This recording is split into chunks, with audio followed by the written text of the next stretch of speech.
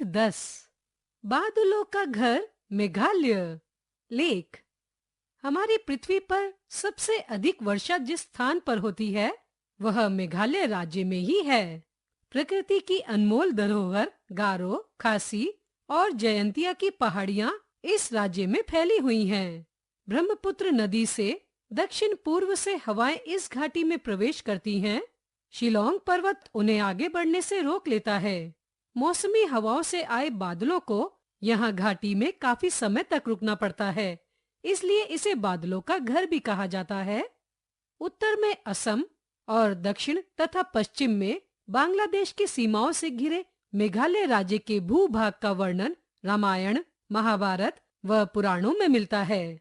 प्रथम मुस्लिम यात्री काजिम ने अपने यात्रा वृतांत में यहाँ के रसीले फलों, लोहा, सोना, तांबा पिघलाने, रेशमी कपड़े बनाने की कलाकारी और चीन से व्यापार का उल्लेख किया है। यहाँ का क्रमबद्ध इतिहास 16वीं शताब्दी से मिलता है, जब असम में अहोम राजाओं का शासन था। अंग्रेजी शासन के आरंभ में यहाँ के राजा तिरोत सिंह ने अंग्रेजों के छक्के छुड़ा दिए थे। उनकी समाधि आज भी यहाँ के निवासियों के लिए पूजनीय है। मेघालय मुख्य रूप से कृषि प्रधान राज्य है। यहाँ की लगभग 80% आबादी अपनी आजीविका के लिए मुख्य रूप से खेती-बाड़ी पर निर्भर है। यहाँ की मिट्टी और जलवायु बागवानी, फलों, सब्जियों के अनुकूल है। मेघालय की जलवायु आर्द्र है। चेरापूंजी के पास मोसिनराम नामक स्थान पर 500 सेंटीमीटर तक वर्षा होती है। यह दुनिया में सबसे अधिक वर्षा वाला स्थान है।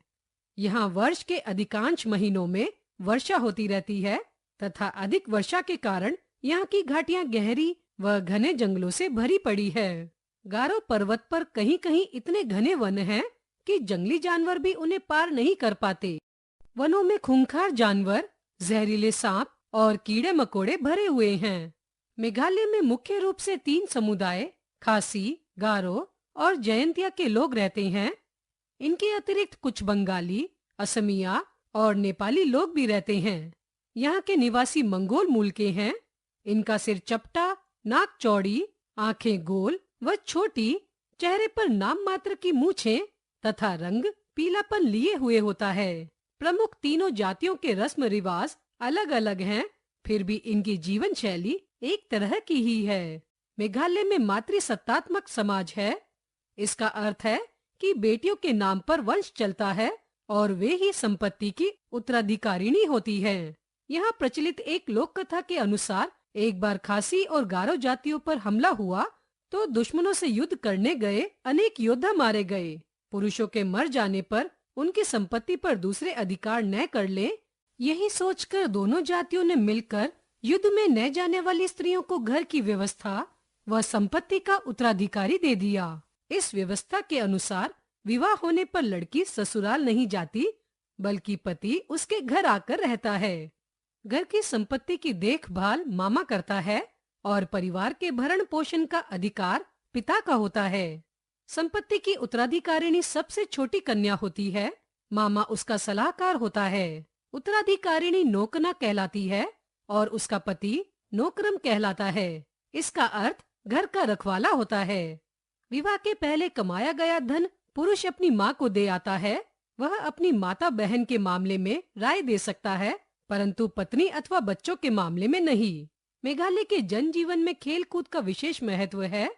खासी जाति में परंपरागत खेल बैल युद्ध देखने के लिए भारी भीड़ जमा होती है। यहाँ का पुराना खेल तीरंदाजी है। एक गांव के लोग दूसरे गांव वालों को आमंत्रित करते हैं।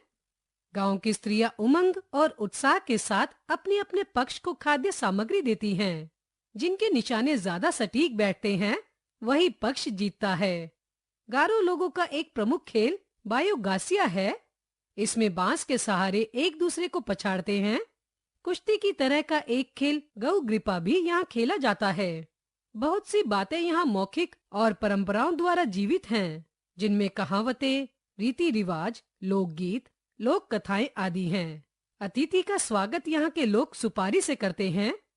यहाँ की खासी भाषा बहुत समृद्ध है। यहाँ की अपनी कोई लिपि नहीं है। संगीत और नृत्य तो मेघालय का जीवन है।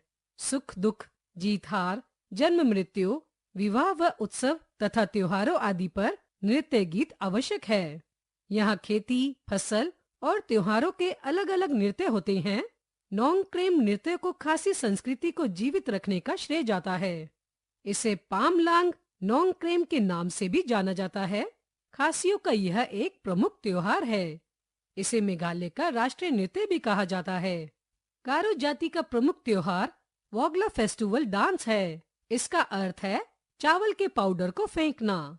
धान की फसल घर आने पर नवंबर-दिसंबर में इसे एक सप्ताह तक मनाया जाता है। यह ईश्वर के प्रति फसल के लिए कृतज्ञता का पर्व है। गारो लोग अपने देवता सलजोंग सूर्य देवता के सम्मान में अक्टूबर-नवंबर में एक सप्ताह तक चलने वाला त्योहार वांगाला मनाते हैं। त्योहार के अंतिम दिन एक साथ 100 ढोल बजाए जाते हैं। मेघालय को प्रकृति का अनमोल वरदान मिला है। इसकी राजधानी शिलोंग भारत के सुंदर हिल स्टेशनों में एक है। यहाँ की सबसे ऊंची चोटी शिलोंग पीक है। सन 1874 ईस्वी में कर्नल हेनरी हॉपिडेसन ने शिलोंग शहर का निर्माण कराया था। यहाँ उच्च शिक्षा संस्थान व महत्वपूर्ण कार्यालय है। शिलोंग से 50 किलोमीटर दूर चेरापूंजी नामक स्थान है। यहाँ जाने के लिए घुमावदार सड़कों, गहरे दर्रों और खाइयों के निकट से रोमांचक सफर पूरा करना होता है। शिलोंग से पहले 1864 ईस्वी तक चेरापूंजी ही यहाँ की राजधानी थी। मेघालय अपने विविध रीति रिवाजों, बहुरंगी संस्कृति, मनोरम प्राकृतिक परिवेश, खुश मिजाज संगीत और नृत्य प्रेमी समाज का अनूठा संगम है। यह हमारी भारतीय संस्कृति की विशेषता, अनेकता में एकता का जीवंत उदाहरण है। यहाँ चारों ओर उल्लास और हर्ष मनाते, श्रम की साधना का गीत गाते लोग आपस में मिलजुल कर रहते हैं।